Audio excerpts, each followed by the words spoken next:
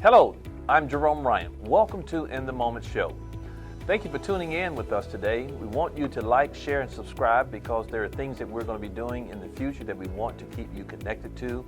But today we have in studio with us a person who really do not need an introduction.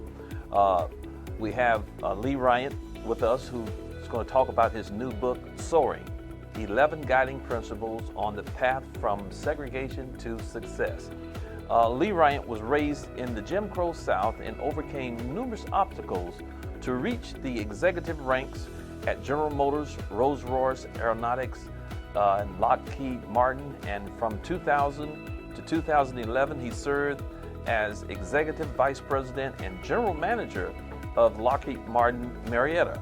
Since leaving the aerospace industry, Lee has been highly sought after as a coach and confidant for Fortune 500 company executives, and the list just goes on and on. Now look at here, I want you to sit back and stay tuned because you are in the moment.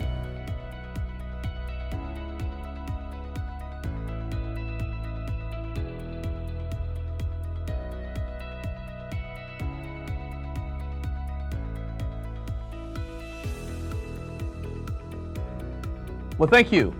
Thank you for joining us in the Moment Show. We have a guest with us today, Lee Rhyant, who is a native of Fort Pierce, Florida, who have served in many capacities as an executive and have done things that are just, he's gone to space and back. And I'm honored to have him today in studio with us, Lee Rhyant. Lee, thank you for joining us. Thank you so much, man. How you doing?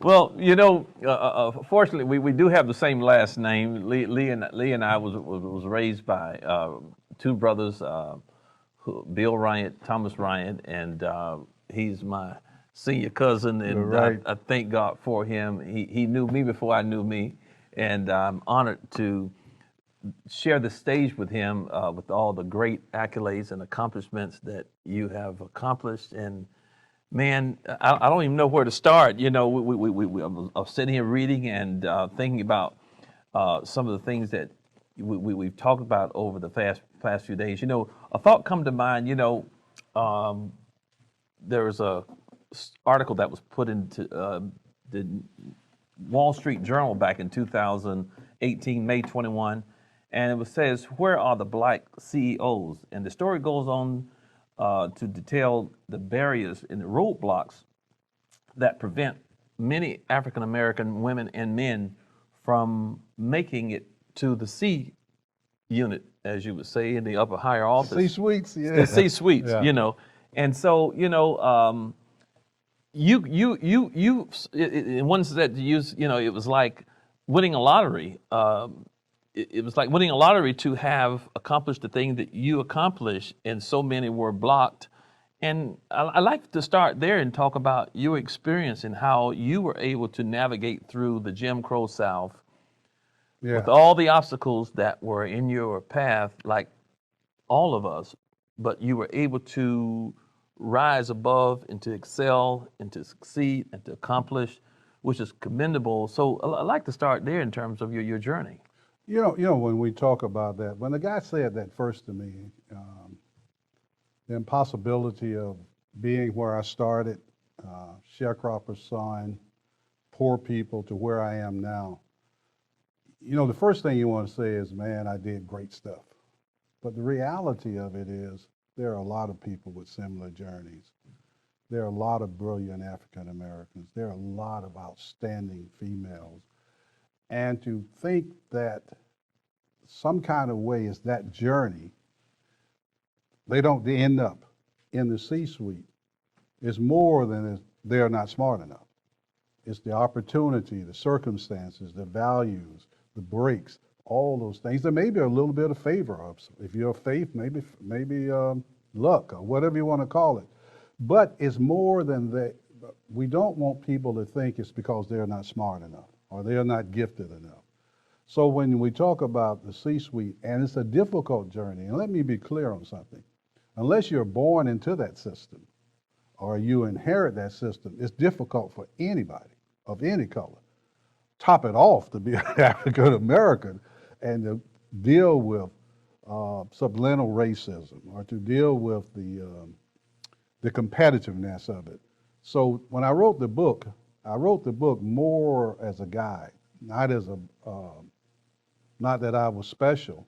I was just somebody that made it through. And I did maintain some of my African Americanism. I'm proud to be what I am. And you and I was raised that way. You know, I joined very few clubs, even my fraternity. I joined, and you know this, that I will not be a member if my mom and daddy couldn't attend. That's because Fred and Hardy Ryan said, where I go, you go. That's right. And That's where I right. can't go, you don't go. So I'm not in the bourgeoisie, but it's not that I'm against bourgeoisie, but a lot of their rules wouldn't let my mom and daddy in, and that's what Fred Ryan said, and daddy said, if I can't go, you can't go. If you can't go, I can't go.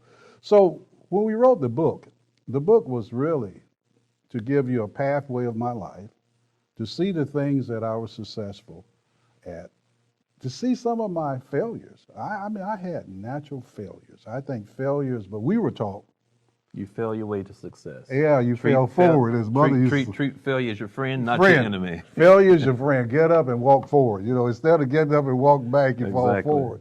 The other thing that I wrote the book was I had a great book writer. I tried to write this book many times.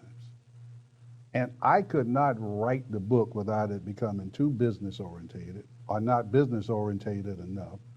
And I could not write this book and tell my story until I ran into Dr. Catherine Lewis. She was unique. She was an Emory graduate, Emory University graduate. She had a PhD from Iowa, but she also had something unique. She understood African American history, but she understood world history, and she was a historian. So when I began, it took us 3.5 years, I began to talk to her. All of a sudden, she was relating things about Fort Pierce and about my life and was keeping it in the text that I grew up in. You know, I grew up literally where I had to go to a back door. You know, I transitioned from going to a back door to not being able to walk into Burger King to now to being able to drive in there and sit down. So she understood the transition, the difficulties. She understood my parents' fears. She understood their dreams. She understood the historical point. And that's what I was trying to bring out. I wasn't in judgment.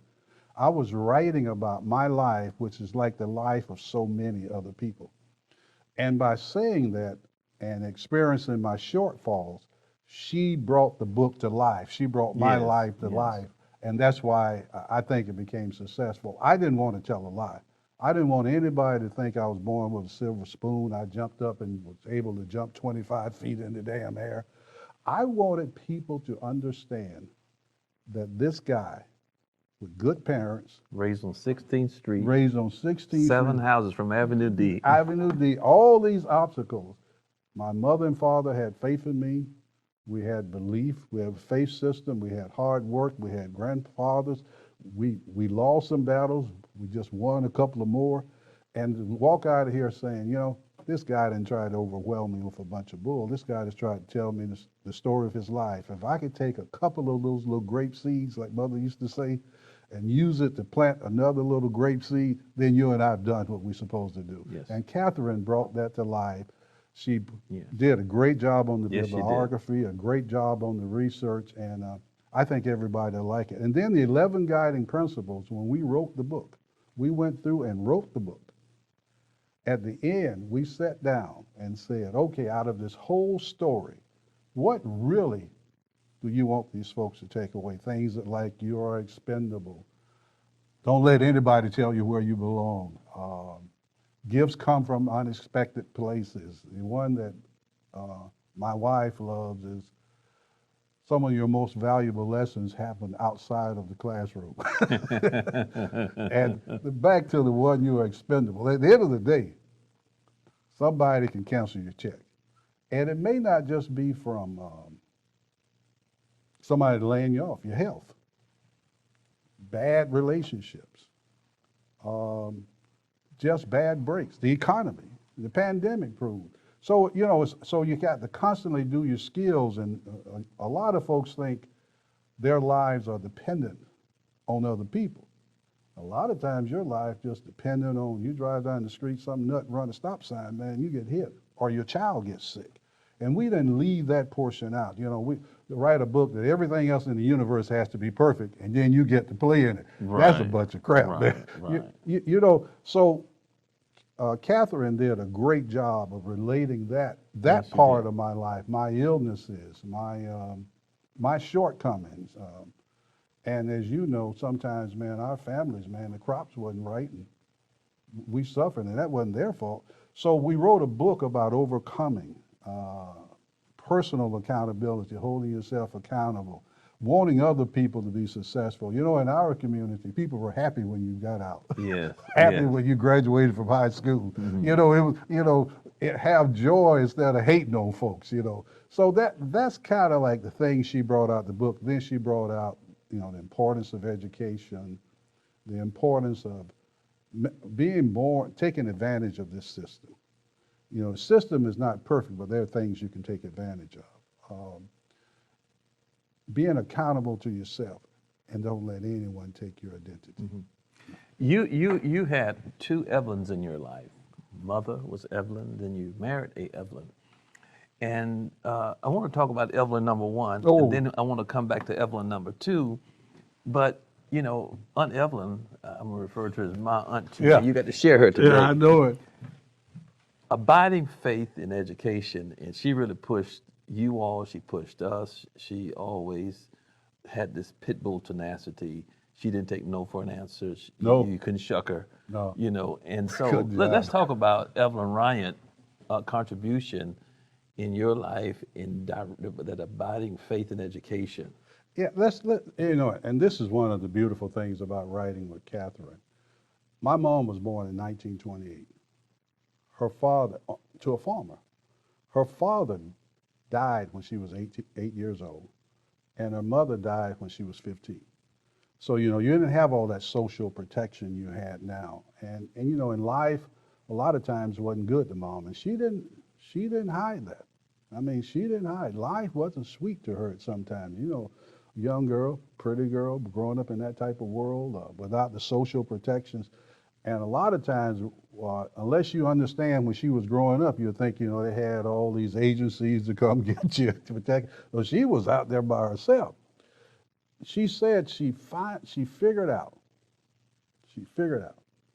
if I can get an education, my assets go home with me.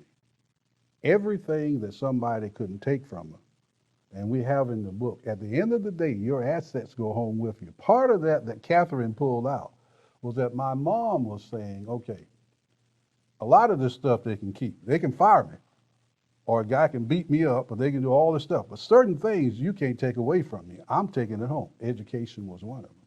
Determination, your morals and your values. They can do all that crap. So she said, if I can get these kids to get an education, no matter what the environment or what the trump card, they still walk out with it. So she said, I'm going to neutralize a lot of the evil by giving them an education. So she became fanatical about education, as you know, fanatical. And as a result, all 8 of her kids were high school graduates, got postgraduate degrees, and her grandkids are doctoral. And she ran the same guilt trip, you know, the Rod and Broad. They're medical doctors, and Dahlia, and guy went to Naval Academy. She ran the same guilt trip on everybody. It was kind of, but you found out she reduced that variable and was always, whatever I teach them, they'll be able to take home with them. No one can take it away. So that was the first philosophy of Evelyn Rhyant. The next philosophy of Evelyn Rhyant is, you know, you're going to be your own person. Right. You are going to be accountable. If you came home and you told mother somebody made you, no, you did it yourself. They didn't make you do it. Did you fight? Said, no. Did they drag you? No. And what she was saying, at the end of the day, if you can't hold yourself accountable for your own outcomes, then you give everybody else an advantage over you.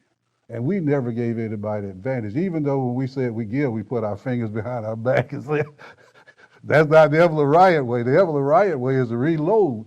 So you never gave anybody your total identity. And she learned that. So when we grew up with education, identity, and said, okay. And vocation. And You had vocation. Evelyn Rhyant working on your head and Bill Rhyant working on your hand and feet. And you must have a skill. She always said, Yes. you must have something to fall back on, that when you need to earn something, and yours might have been painting, yours might have been a mechanic, but everybody, Bill Rhyant, everybody had a skill. Contribution. Everybody had a contribution to society. And her thing was, you have to make society think you have some value for them. You have to make them think you have some value. So we had what we call the value. The other thing that was so amazing was that she taught us that we always had to get better.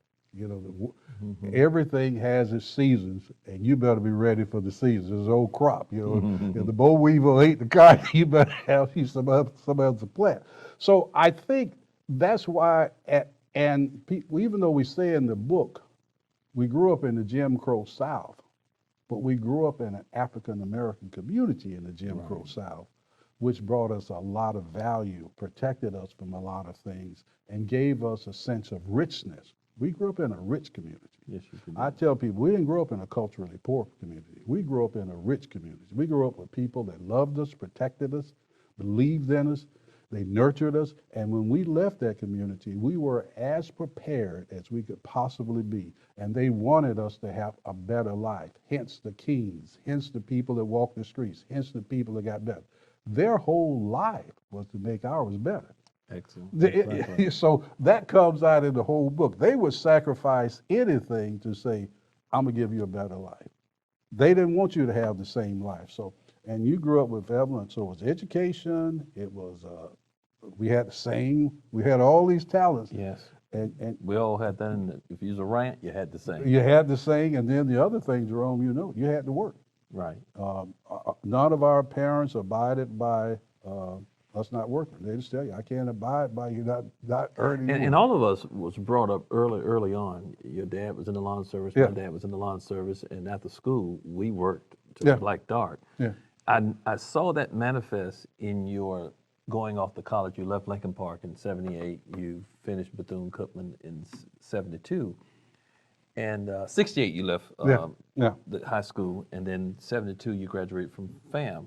I mean, Oh, my God. Bethune-Cookman. Your Fam, wife attended FAM. Rattled us. Oh my God, Wildcat. So- Wildcat, man. So then I watched you when you got hired by General Motors. You then got your MBA Yeah. while working. So you now working a full-time job. You're in school at night, working on your MBA. Explain that, and then how Evelyn number 2 comes into your life, your wife now, and begin to help shape and mold you in that area of diversifying from business guy to family guy. You know, here's the part about that that's fascinating. It goes back to mother. Mother realized that she had to have an education. So she went back to night school while she was working and got a high school diploma. She became the first African-American nurse's aide. Then she became the first African-American operating room technician. And she was constantly studying because that was her way of showing us, you got to keep going. So it was hard to talk to my mother without her bringing up, what are you doing?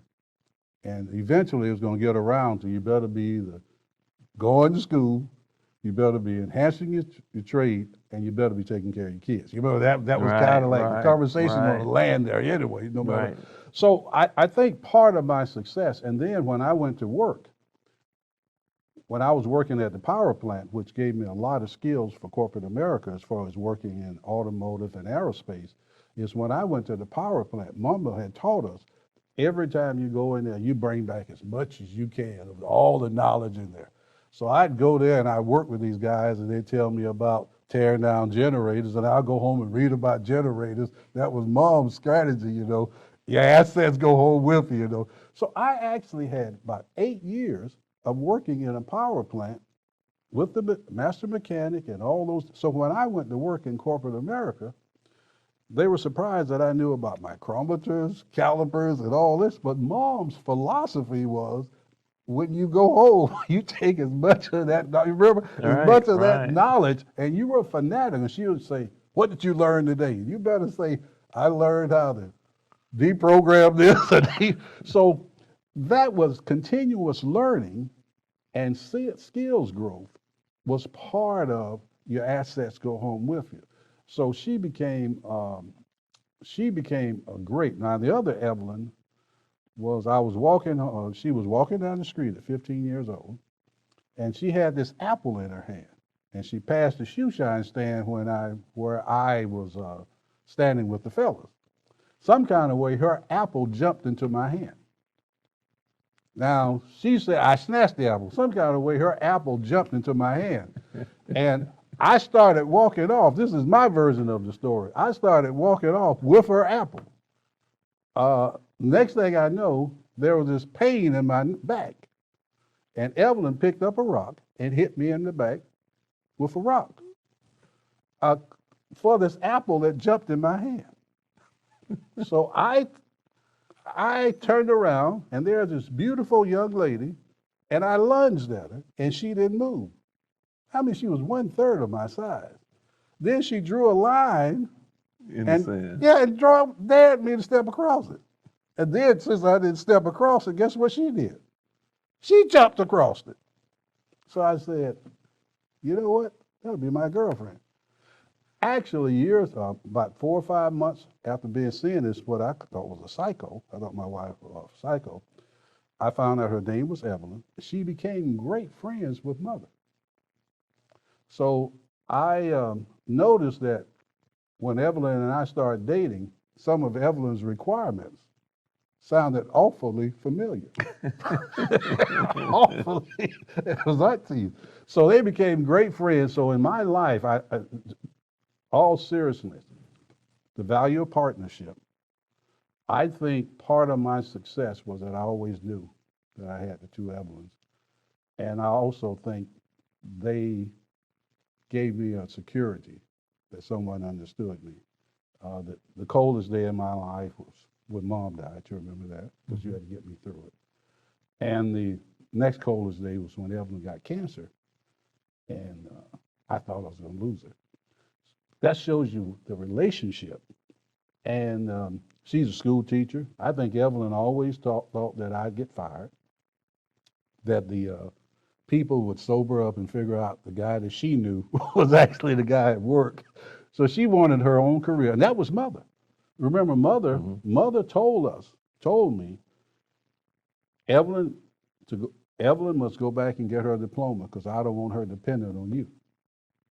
That's a heck of a thing for your mama to say. That way she can be independent. That way she don't have to put up with your crap.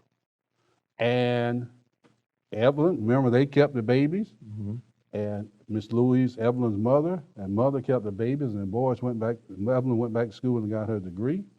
And then Mother said. And you, at the same time, was still working. living in Indianapolis. I was living in Indianapolis, and Mother called, and she said, no, this girl's going to go back, and we're going to do that right now. So she went back, and she got her degree, and then we started life together, and Mother said, now you're on equal footing. And then she said, the thing was, I realized the value of partnership, and I realized the value of working together, and I realized something else Mother told me. As long as they are equal to you, equal means, and she would define what that is. So a lot of my value system at work was I always had these two Evelyns. I had the King Evelyn looking on, and Evelyn was being coached by my mother, which was good and bad. But they've always been in my life. They've always been a great part of my life.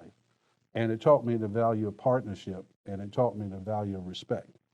And I give you one more quick example. Evelyn, my mama told me, never keep her away from her parents, and you always, her family, and you always treat them with respect.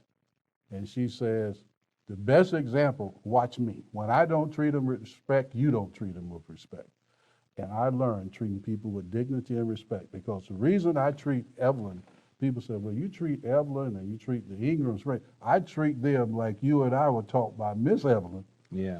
Her example, and she says, if I don't treat them, then you don't treat them. So I think you learn respect, and you learn that you get respect when you treat respect. But she says, don't allow disrespect in your life. Remember, we wouldn't stand for anybody to disrespect us. Right, Yeah. right. Yeah. Well, Lee, the book Soaring, you have published the book. It's out in the marketplace. We want to kind of share some insights on how this book this can be obtained. Let's do this. First of all, the book has 11 guiding principles. Okay. And I will tell you the 11 guiding principles it talks about my life, but it also at the end ends with 11 guiding principles are keys to my success on leadership. Can you give us a few sound bites? First one is don't let anyone tell you where you belong. Your assets go home with you. You are expendable. And another one is some of the greatest learnings occurs outside of the classroom. And the only other one we're going to give you is mentors can save your life. So when you buy the book, you're going to see the book, you're going to read about the history, and then you're going to read about our life, my journey, my health problems, and then you'll read the 11 guiding principles, which a lot of folks now have taken and used as textbooks, and a lot of folks are buying and giving to people.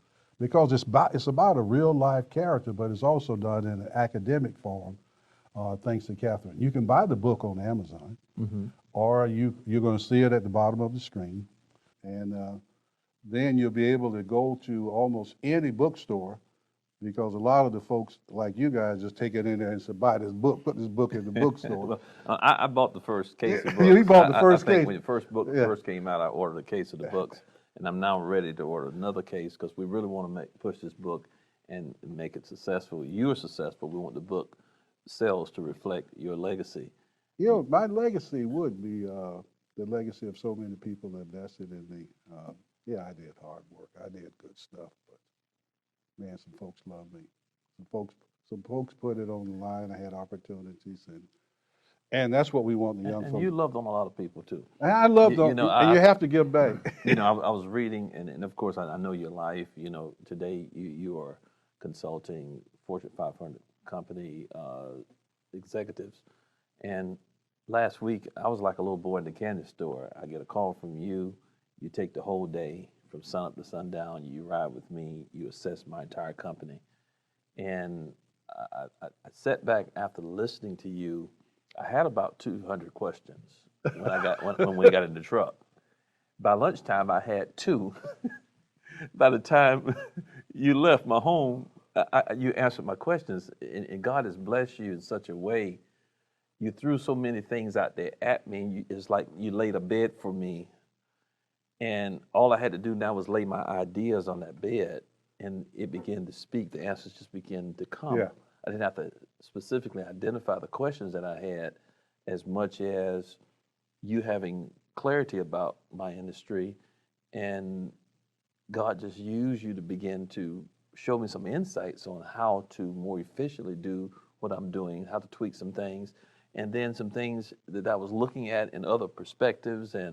But I'm just honored, man. I said I can't afford the guy, but I've got access to him. I got favor with him. Let me tell you about that real quick. Mother and Dr. Lowry affected how I did that. Dr. Lowry, he was with Martin Luther King in the day. Right before he got sick, he had done a lot of mentoring for me. And I asked him, how could I repay you? And he said, give me $1 million. And I said, hey, doc, now I didn't mean that type of repayment. And what he said was, in his own laughable way, he said, I want you to take your salary per hour, divide it into $1 million.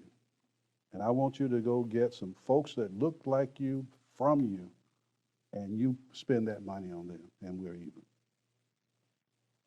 And I said, guys really telling me to humble myself, don't charge them, invest in some folks that wants the same dreams as me and couldn't normally afford me, and that will repay him.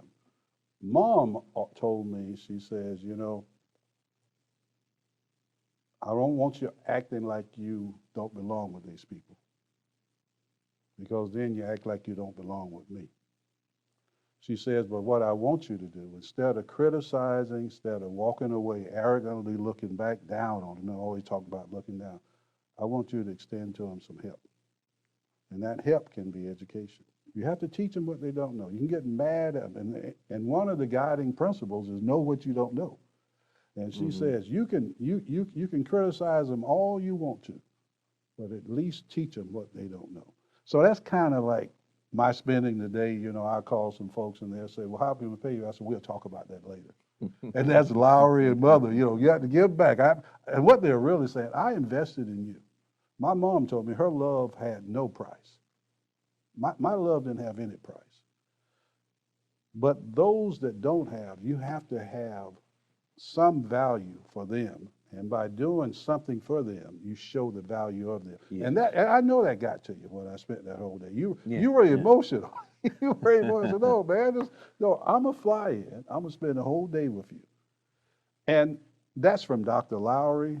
That's what I would urge a lot of folks listening. Read the book, understand what the book is saying. But remember, there are a lot of Lee Ryants. My journey is not unique.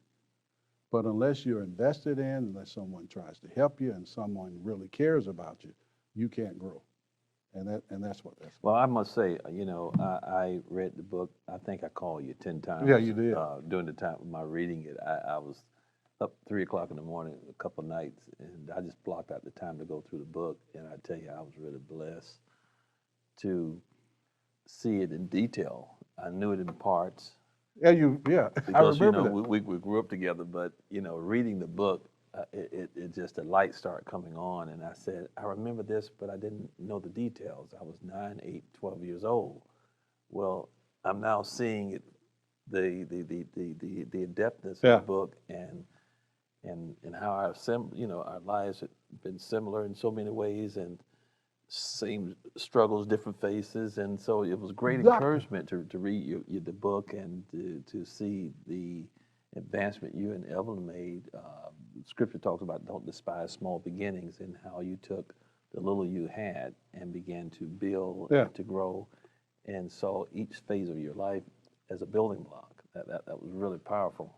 You know, and I credit that with Dr. Lewis. She did a great job of not being judgmental through the book. Right, she did a wonderful job. She did a wonderful job of showing how females were important in my life. She didn't try to hide that.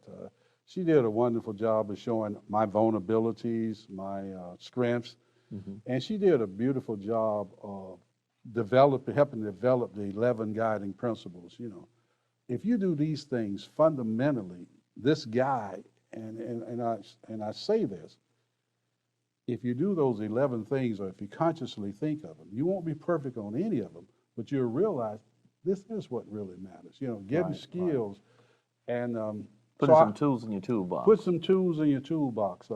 Not being arrogant, and not knowing how to handle success, knowing how to not hurt other people for you to feel better. You know, Mom used to say, learn how to feel good about yourself without making other people feel bad about themselves. You know, not putting people down. And what you see today, that destroys that person's drive. And what she was saying, you know, make people feel good because they have enough bad natural. You know, they're going to have some hurdles natural. You don't have to hate on them. Life has its cherries for everybody. So I think part of the book's popularity is that it talks about all those things. It doesn't leave that out and let you just walk up one morning and say, here's corporate. And then you got to make some choices. You remember we talk about, I had certain things that I wasn't going to do.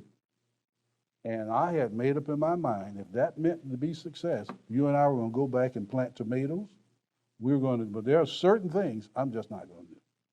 You know, certain values and certain things, if that's what your definition of success and that's what you think I have to do, then I can go back and I never be poor because we know how to eat. That's right. So, I have skill sets. So I think that's the popularity of the book. I think that's the popularity of talking to people.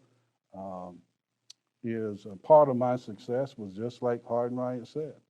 You ain't no better than no damn body else. That's right. That's right. That's right. Now but you can achieve more than them. But Yes, when you it comes as a human status, Right. everybody. There's no big I, little no, you. no big One eye, superior, little you. one inferior. Yeah. None of that. Look at that child and look at that person in a wheelchair, and you think just the same as them. You and Catherine is coming to Fort Pierce to do a book signing in the near future, and we want to talk about that a little bit because I'm going to be there, and I'm going to buy another box of books, and along with some other folk that I'm challenging who are watching. You know, people from around the country want to come because, and I give this credit to Catherine. She said something to me when we were writing the book. She said the biggest salute would be to go to Fort Pierce. And you pass by the shoe shine stand, and you pass by Lincoln Park Academy, you pass by Mount Moriah, and you realize the journey. Yes.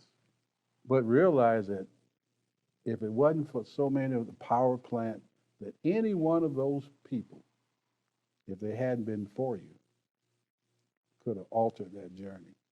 Yes. And when you're passing by a legacy of a lot of folks that really worked hard.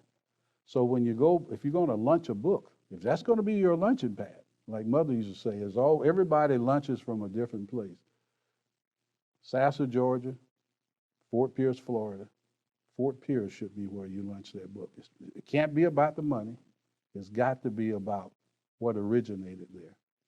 Your family, all those assets that you took home with you, your cousins, all of those things that really were dear, you took them from Fort Pierce. So I said, okay, well, I guess we don't have a problem before we lunch the book. And she says, remember, mother and daddy, your mother and father are there too. So my mother and father are buried in Fort Pierce. They lunched me there, and that's what we're going to do.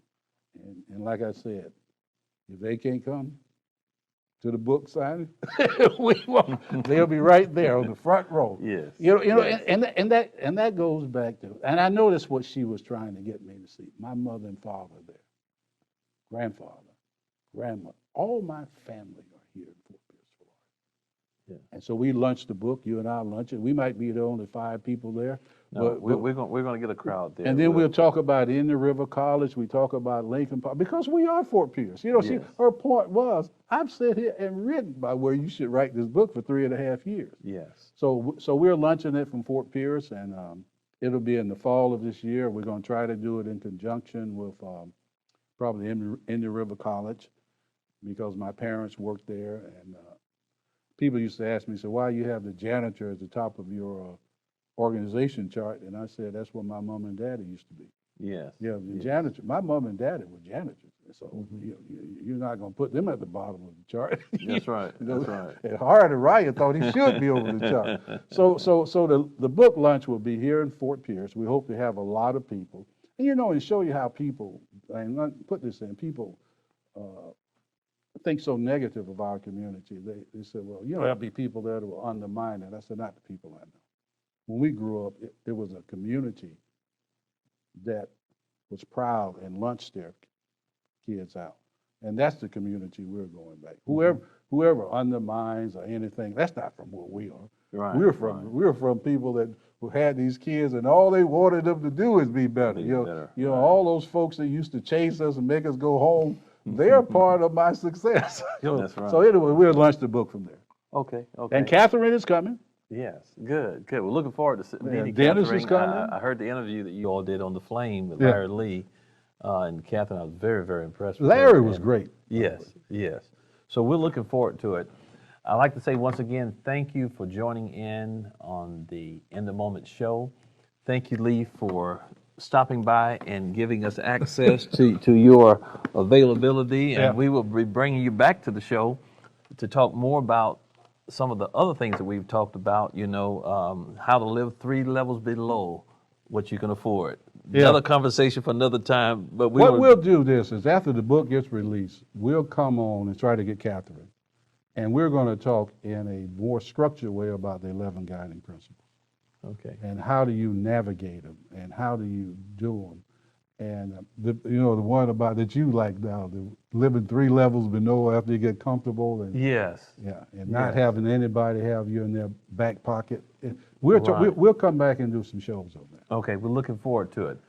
I'd like to thank you all once again for joining us in watching this show today, In the Moment.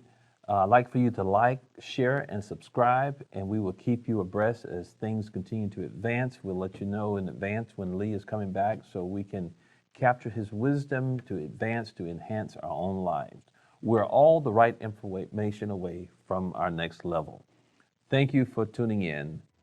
You are in the moment. Big time.